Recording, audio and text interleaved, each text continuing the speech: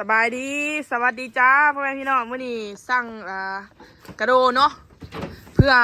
มาสร้างบ้านพี่น้องตอนนี้เพิ่นก็มาส่งนะเป็นจำนวนจักแก๊สนี่200เท่าไหร่วะ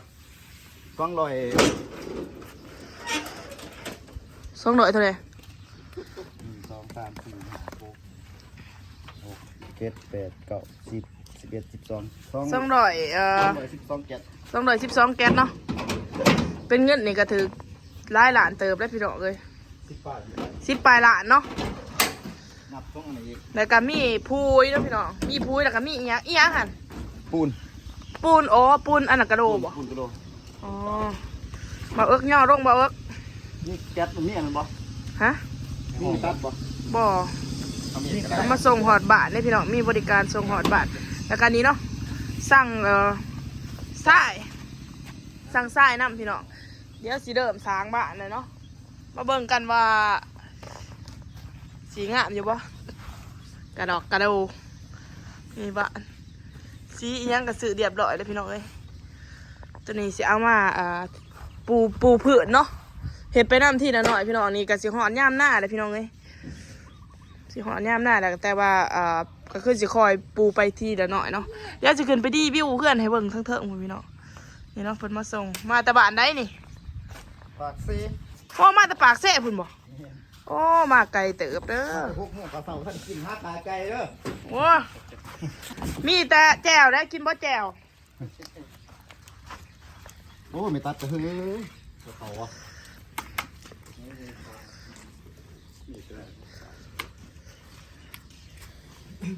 พี่น้องเพิ่นมาส่งฮอดบ้านบริการส่งฮอดบ้านนี่มาแต่ปากเซ่พุ่นโอ้มาไกลเนาะใกล้นึงใกล้นึงมาแต่จังมุมาแต่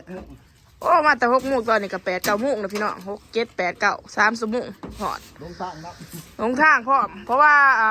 นี่ขามบักมาได้พี่น้องถึงไปบักหาจนยงเอาพอได้ไปหัดกล้องตัวนี้นี่เนาะเดี๋ยวสิแก้ให้เบิ่งว่าสิยังนี่แก้เพิ่นเบิ่งในแก๊สนึงให้แก้เบิ่งค่ะแก้ให้เพิ่นเบิ่งในท้ายรถนี่สิพาตัดตีคนตีก่อน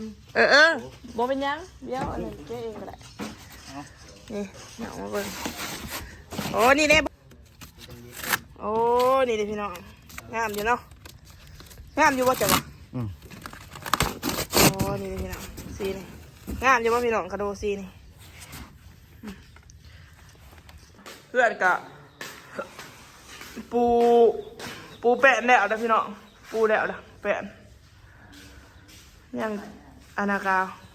ขั้นใดกะแล้วเลยเนาะมีปูนสั่งปอกสั่งปูนมาได้อย่างเนื้อแต่ท่าสีกับอันนี้เป็นปูผืนนี่นะพี่น้องสื่ออันนี้เป็นแถมพัดลมน้ำโอ้คักพอดีแล้วสิเอาไว้พัดเอง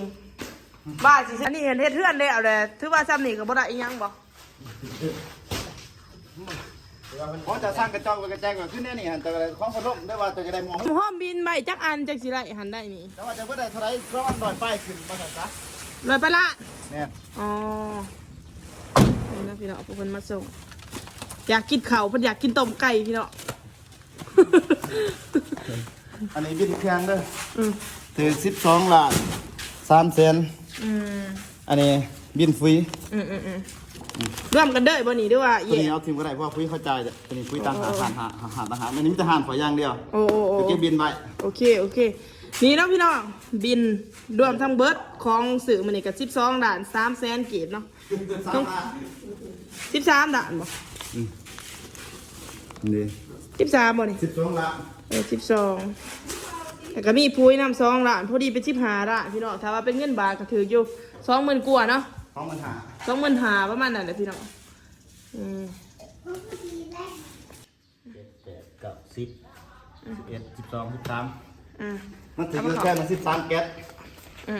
13 26 40ไปโจกเอาพักก่อน40 48เห็นบ่ปัดปูดอันนี้เห็นพ่อว่าสั่นนี่ บ่พอพอ พ่อบ่ มันเขาใส่บาตรไม่เดียวมันได้ใส่หลายเลยเอาใส่บาตรพี่ดาครับ เนี่ยพี่น้องหัวข้างในนี่พ่อเฮ็ดเองเด้นี่เพื่อนกับบ่ใหญ่ปานใดดอกประมาณนี้แหละเนาะบ่ฮู้ว่าสิพ่อจักบอกกระโดดดิก็สิ ร พ่อ ถบอกก็หันหมุนอยู่บ่ ฮะ หมุนอยู่บ่ก็ได้ก็ขึ้นได้ไปรถเปลี่ยนใหม่ อ๋อเปลี่ยนได้ก็ได้บ่มุนอยู่หรอกเพิ่นมาส่งฮอดบ้านเพิ่นก็บ่ได้กินข้าวพี่น้องเอ้ยนี่แหละแนวกินก็มีแจ่วปลาแดก แล้วก็ต้มน้ำไม้เนาะไผออกมาแบบ ตอนอีหยังเบิดเถอะนะพี่น้องก็บ่คิดว่าเพิ่นสิมากินข้าวพี่เนาะพอเพิ่นมาแต่เช้าเพิ่นอยากกินข้าวเฮาก็หาให้เพิ่นกินนี่แหละพี่น้องซัมมี่นี่เนาะนี่แหละ ปกตินะคะลงกินหนาเป็นแบบ มือคงเบียด เพิ่นมาส่งเพิ่นบ่ได้กินข้าวก็ปลาแดก อยู่ในบ้านเขาเปลี่ยนต้นไม้เลยเสียชุดเลยเนาะกินนะกินนี่นะพี่น้องเริ่มแรกกาสิมารีวิวตั้งแต่ข้างนอกเนาะข้างนอกหลังจากเพื่อนเอาปูนเอากระโดมมาใส่เดี๋ยวนะพี่น้องสีนี่ก็สีว่าท่านแดดด้วยพี่น้องผ้าว่าท่านแดดอันนี้สิเบิ้งข้างล้างก่อนนอกก่อนสิขึ้นไปเถอะเบิ้งข้างมันก่อนพี่น้องอันนี้เป็นข้างเด้อข้างบ้านเนาะนี่เป็นข้างบ้านพี่น้องหลัง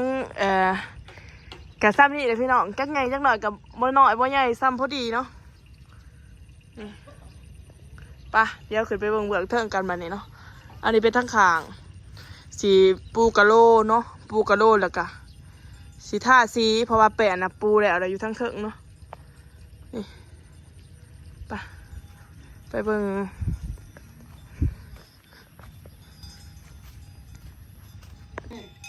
นี่เนาะเขาไปเบื้องในนะพี่น้อง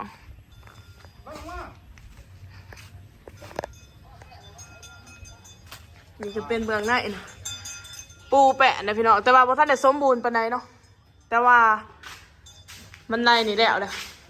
สีทั้งในนี่คอมเมนต์มาบอกเลยได้พี่น้องว่ากวนเอาสีอย่างดีเนาะน้องตายซื้อมาหลายสีแต่ว่าน้องตายคิดว่าสีเปลี่ยนใหม่เพราะว่าสีมันบอกว่าสีเทานะพี่น้องคิดว่าสิเอาทั้งในเป็นสีขาวเนาะทิ้งทั้งนอกหันสิเอาสีเทาและสิตีแพร่านเนาะพี่น้องแพร่านนี่บุหูว่าสิได้ตีปีนี้หรือว่าปีหน้ากับบุหูเนาะบางที่อาจสิขึ้นก่อนเนาะพี่น้องไปบันไดเนาะบันไดนี่ก็จะเป็นพ่อเฮ็ดเองเด้อ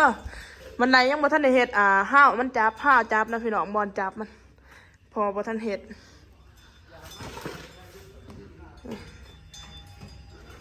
ไปขึ้นไปได้พี่น้องนี่แหละพอมีพอเป็นสร้างคือว่าพอเป็นเถาเด้อพี่น้องเอ้ย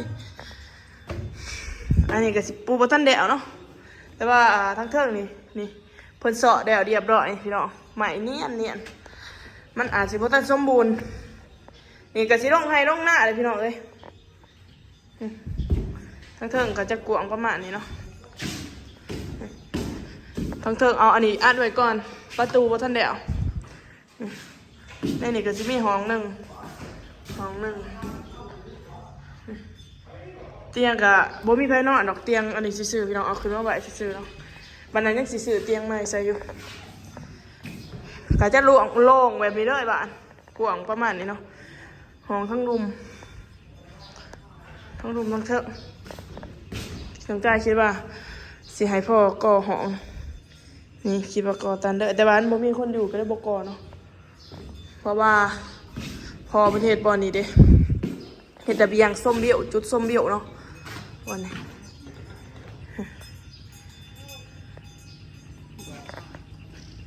แม่ไปก็จะเห็นให้หน้าเนาะ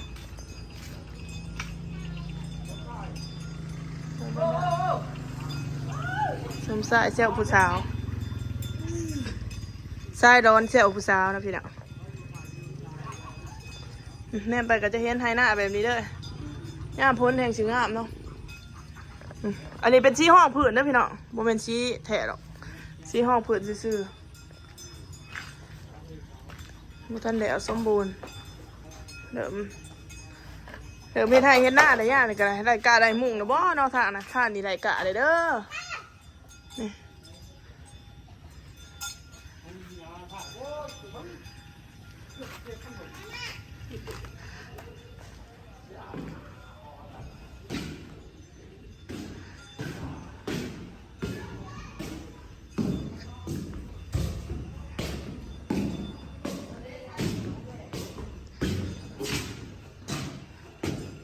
างลง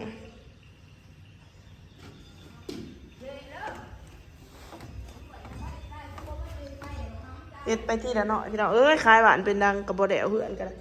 ขายบ้านเก่าเนาะบันไดกวางดีนกตายมากในบันไดเพื่อนกันเครื่องคล้องเต็มอยู่เพราะว่าบ่มีบอลใบนี่เครื่องอุปกรณ์ซื้อมาไว้บอกหัวาสิพ่อหรือว่าพ่อกระโหลกกระซีนี่พ่อเลือกเองกับมือซีนี่พี่น้องน้องสายคิดว่ามันเป็นคือสีเปื่อนๆน่าจะว่าซีนี่ถามมันเดือกอะสีเห็ดทองหนาอีกอันหนึ่งถามมันโบเลือกอะซื้อไหมนี่ก็เป็นนังบานเนาะความกวางก็ประมาณนี้แล้วพี่น้องทั้งไหนกัน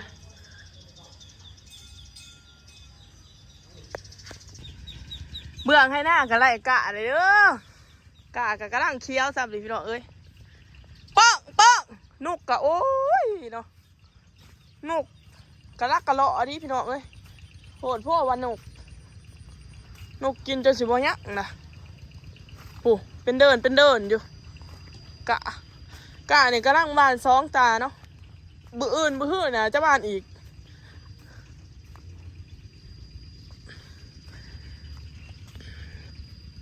กะประมาณ3-4 ตาเนาะจากสิพ่อแต่ละปี4 ตาปักง่ายแบบนี้เลยแต่บ้านนี้กำลังไหล2แต่ว่าสิยุดก่อนเนาะเพราะว่าจะไปดำหน้าวันหน้าในก่อนพี่น้องไปบ้านเขาวันหน้าในก่อนเนาะเพราะว่าปีนี้กะมาเห็ดน้ำพี่น้องก็ได้ว่าเห็ด2 ธงเลยปีนี้เห็ดหน้ากับธงกว้างเนาะเนี่ยไปก็จะเห็นบ้านแบบนี้บิวตากะให้หน้าตากะนี่เป็นหน้าหนองแก้วเนาะนี่ให้นี่ก็ให้นะพี่น้องติดเถียง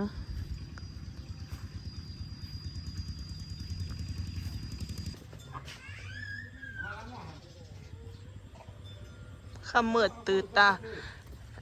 เมื่อเนี่ยเขาจะเป็นตัวใส่ประตูแล้วเนาะใส่ประตูแล้วพี่น้อง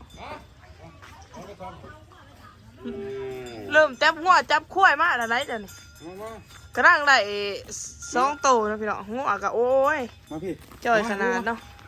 นี่เป็นพ่อใหญ่ร้ายพี่น้องเพิ่นได้ไปจับงัวเองใส่วิชาจับงัวงัวซะมาจ่อยแต่พอ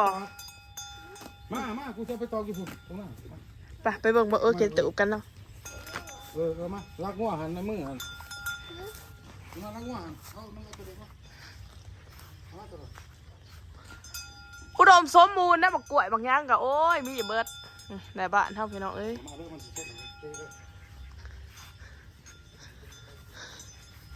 นี่กะพิษกันก็พอนะพี่น้องอยากไปไทยพอมาให้ไปนี่เนาะก็บักเขือเอาขึ้นมาจากให้หน้าเนาะพอมาไทยหน้าไว้สีเห็ดหน้าหุด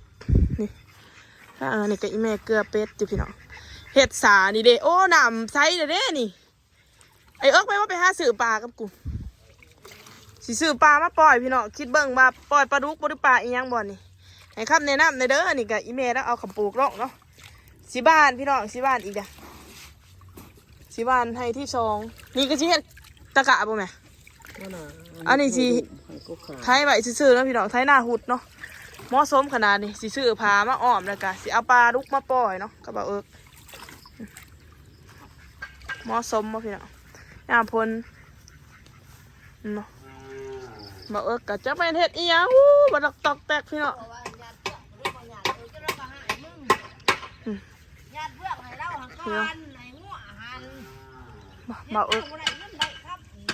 บ่ก็ถึกแม่จมเนาะ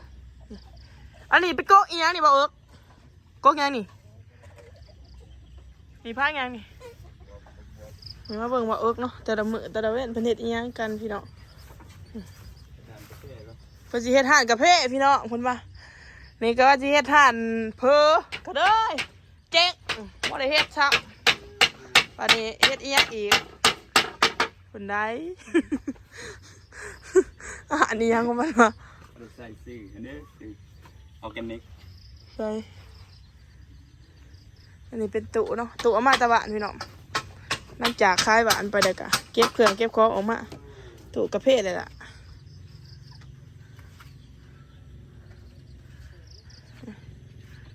คาเฟ่หน่อยบ่าเอิร์ก บ่าเอิร์กเดี๋ยวเพิ่นสิเป็นมาร์เก็ตคนแบบเพิ่นสิมาร์เก็ตตะแนวแบบ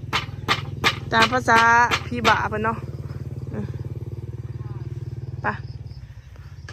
โอเคบรรยากาศบ้านสวนเฮาเฮ็ดจังก็สิกกดอกไม้